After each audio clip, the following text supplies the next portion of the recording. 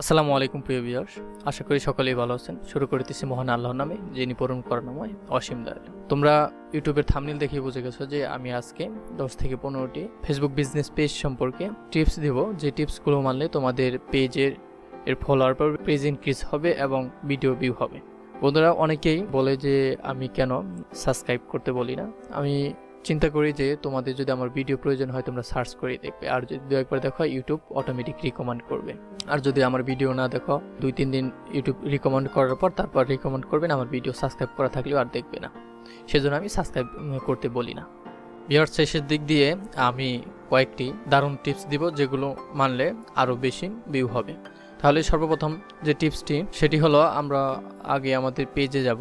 পেজে যাওয়ার পর পেজের যে আমাদের টেমপ্লেট বা ট্যাবস, সেটা আগে আমাদের নির্ধারণ করতে হবে। এটা হচ্ছে সবচেয়ে গুরুত্বপূর্ণ। যেমন আমরা ওয়েবসাইট তৈরি করলে সর্বপ্রথম সেটার থিম আমরা নির্ধারণ করি, তারপর ওয়েবসাইটটা কাস্টমাইজ করি।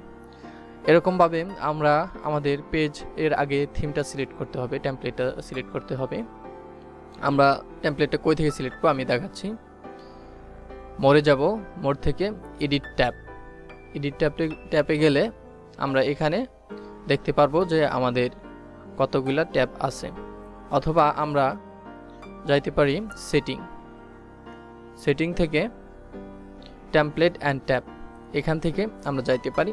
তারপর হচ্ছে আপনার কারেন্ট টেমপ্লেট, এখান থেকে এডিট করতে পারবো। এখানে আপনার দেখাচ্ছে এটা আমার সিলেক্ট করা, সেজন্য প্রথম দেখাচ্ছে যেটা আপনার সিলেক্ট করা থাকবে সেটা প্রথম দেখাবে।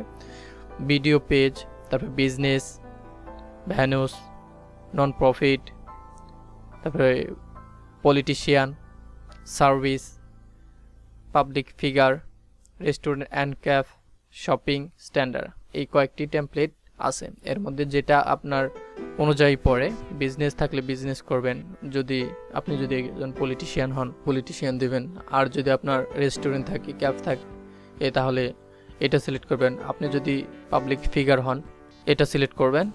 এরকম যেটা আপনার পর্যায়ে যায় সেটা সিলেক্ট করবেন। এটা সবচেয়ে গুরুত্বপূর্ণ ভূমিকা রাখে। এটা আপনার ভিডিও অনুযায়ী, আপনার প্রোডাক্ট অনুযায়ী যদি আপনি সিলেক্ট করেন, এটা ফেসবুক সবচেয়ে তাড়াতাড়ি এঙ্গেজ করে এবং সবচেয়ে তাড়াতাড়ি ভিউয়ারদের মধ্যে প্রচার করে, এবং এটা এসইও রিলেটেড হয়। দ্বিতীয় যে টিপসটি সেটি হলো আমাদের প্রোফাইল পিক। বন্ধুরা, আমরা প্রোফাইল পিক দিব আমাদের বিজনেস অনুযায়ী। প্রোফাইল পিক বলাও যায়, এখানে লোগো বলা যায়। লোগো হয়তো ওয়েবসাইটের ক্ষেত্রে বলে, আর ফেসবুকের ক্ষেত্রে প্রোফাইল বলে। ফেসবুক পেজের ক্ষেত্রে আমাদের প্রোফাইল পিকটা দিতে হবে আমাদের বিজনেস রিলেটেড, এবং আপনার এই প্রোফাইল পিকই কিন্তু যদি আপনি অ্যাড ক্যাম্পেইন করেন সেখানেও যাবে, যদি আপনি কোনো ভিডিও শেয়ার করেন এই প্রোফাইল পিক যাবে।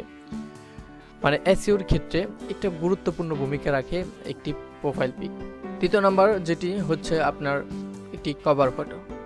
আপনার পেজের কভার ফটো দেখে বোঝা যায় যেন আপনার পেজটা কি রিলেটেড, আপনার পেজের মধ্যে কি আছে। এটা সবচেয়ে আপনার কভার ফটো সবচেয়ে গুরুত্বপূর্ণ ভূমিকা রাখে। তারপর হচ্ছে আপনার কভার ফটোর মধ্যে ছোট্ট একটি ডেসক্রিপশন অ্যাড করা যায়। আপনার পেজের নাম অনুযায়ী এবং ক্যাটাগরি অনুযায়ী আপনি সেই ডেসক্রিপশনটা লিখবেন। এসইও রিলেটেড, এসইও ফ্রেন্ডলি ডেসক্রিপশনটা লিখবেন, যেটা লিখলে আপনার ডেসক্রিপশনটাও আপনার হয়, এসইও হয়, এবং কভার ফটোটাও এসইও হয়, যে কারণে ফেসবুকে কোনো ভিউয়ার্স সার্চ করলে আপনাকে তাড়াতাড়ি খুঁজে পাবে। তারপর বড় ডেসক্রিপশন আমি আপনাদেরকে কম্পিউটারে দেখাচ্ছি। মেটাডাটা আমরা কই থেকে অ্যাড করব, যেটা আমাদের বড় একটি ডেসক্রিপশন দেওয়া যায়। আমরা যাব সর্বপ্রথম হচ্ছে এডিট পার্সোনাল ইনফো, এখান থেকে আমরা এটা যেতে পারবো। আমরা ক্লিক করলাম, ক্লিক করার পরে আমরা নিচের দিক যাব। নিচের দিক যাওয়ার পর দেখব যে এখানে মোর আছে। মোর অপশনে আপনার এখানে মেটাডাটা এগুলো দিতে পারবেন, অ্যাডিশনাল ইনফর্ম। এই ইনফর্মের কারণে তারপর হচ্ছে আপনার প্রোডাক্ট অনুযায়ী যে ইনফর্ম আছে, আপনি যদি কন্টেন্ট ক্রিয়েটর থাকেন বা ভিডিও ক্রিয়েটর থাকেন সেই অনুসারে কিছু ডেসক্রিপশন লিখবেন, এবং আপনার ক্যাটাগরি এবং আপনার পেজের নাম অনুসারে এসইও রিলেটেড, এসইও ফ্রেন্ডলি লিখবেন। এটা লিখলে কি হয়, কেউ যদি আপনার সেই ট্যাগ দিয়ে সার্চ করে, সেই কিওয়ার্ড দিয়ে সার্চ করে, আপনার পেজটা আগে দেখাবে।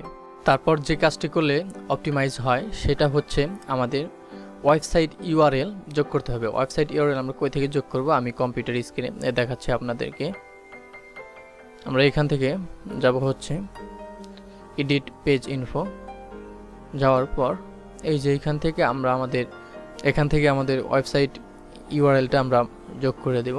আপনাদের ব্লগার সাইট হোক, তারপর ওয়ার্ডপ্রেস সাইট হোক, যে কোনো একটা সাইট হলে এখানে যোগ করে দেবেন। আর যদি না থাকে তাহলে হয়তো আপনাদের ইউটিউব চ্যানেল আছে, ইউটিউব চ্যানেলের লিঙ্কটা আপনারা এখানে দিয়ে দেবেন। তারপর কাজটি করলে আমাদের অপটিমাইজ ভালো হয়, সেটা হচ্ছে ক্যাটাগরি। আমাদের সঠিক ক্যাটাগরি অ্যাড করতে হবে। আমরা ক্যাটাগরি কই থেকে অ্যাড করব? আমরা আবার পেজ ইনফোতে যাব, এডিট ইনফোতে যাব। যাওয়ার পর আমরা এখানে প্রথমে দেখব যে আমাদের নেম, তারপর হচ্ছে ডেসক্রিপশন, আর তারপর আপনি দেখতে পারবেন যে হচ্ছে ক্যাটাগরি। এখান থেকে আপনি আপনার রিলেটেড ক্যাটাগরি দিতে পারবেন। যদি আপনি ডিজিটাল মার্কেটিংয়ের কোনো কাজ করে থাকেন তাহলে এখান থেকে সার্চ করবেন। সার্চ করে দেখবেন যে এখান থেকে আপনার ক্যাটাগরিটি খুঁজে পাওয়া যায় কিনা। তারপর আপনারা ফোন নাম্বার এবং হোয়াটসঅ্যাপ নাম্বার অ্যাড করবেন। সেম একইভাবে আপনারা এখান থেকেই অ্যাড করতে পারবেন। তারপর আপনাদের লোকেশনটা অ্যাড করে দিবেন। আমাদেরকে সার্ভিস টাইম অ্যাড করতে হবে। আমরা সার্ভিস টাইম অ্যাড করার জন্য যাব হচ্ছে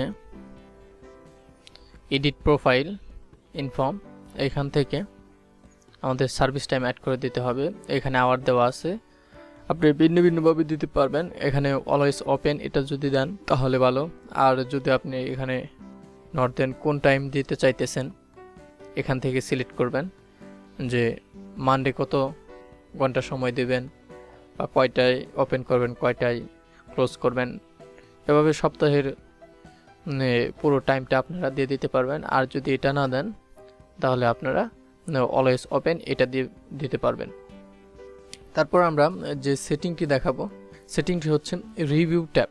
আপনার যদি কোনো সার্ভিস রিলেটেড থাকে তাহলে মানুষ রিভিউ দিতে পারবে। রিভিউ ট্যাবটা আপনারা চালু করে দেবেন। কই থেকে রিভিউ ট্যাবটা চালু করে দেবেন আমি দেখাচ্ছি। আপনারা যাবেন হচ্ছে মোর থেকে যাবেন এডিট ট্যাব থেকে যাবেন হচ্ছে আপনার যদি শপিং রিলেটেড থাকে তাহলে রিভিউ ট্যাবটা দিয়ে দিবেন। এইখানে আপনি দেখবেন যে এটা অনেকের অফ থাকে, এটা অন করে দেবেন। এটা সবচেয়ে বেটার অন করে দেওয়া। তারপর আপনার সব অনেকের অফ থাকে, এখান থেকে অন করে দেবেন।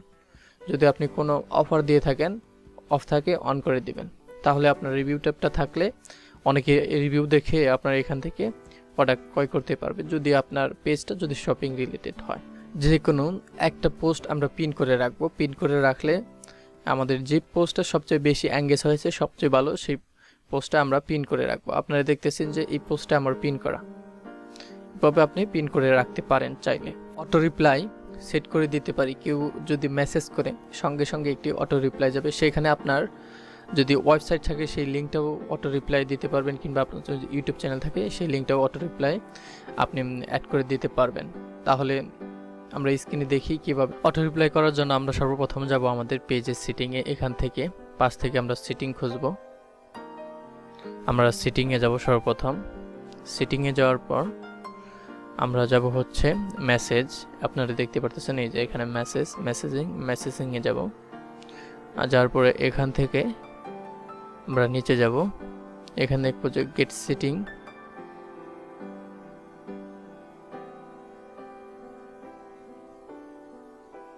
সেট আপ অটোমেটিক রেসপন্স, এটা আমরা সেট আপ করব।